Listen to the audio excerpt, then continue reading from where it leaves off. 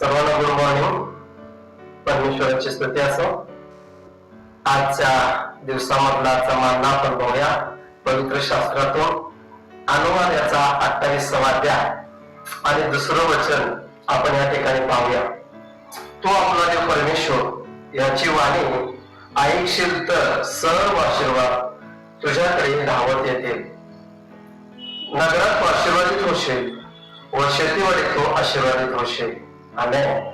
खरोखर परमेश्वराचे जर आम्ही जवळचा गेलो किंवा परमेश्वराचं वचन आम्ही लक्षपूर्वक जर ऐकलो तर निश्चितच आम्ही आमच्या वैवाहिक जीवनामध्ये आशीर्वादित होऊ शकतो. कारण आपला विश्वास परमेश्वर आहे आणि त्या विश्वासावर आपण चालत असताना परमेश्वर आपल्याला सर्व गोष्टी ज्या ज्या गोष्टी आपल्याला वैवाहिक जीवनामध्ये लागतील त्या गोष्टी पूर्ण परमेश्वर आहे. कारण अनेक संदेश त्यांना परमेश्वराला अभिवचन दिलं आणि ते अभिवचन पूर्ण केलेलं आहे.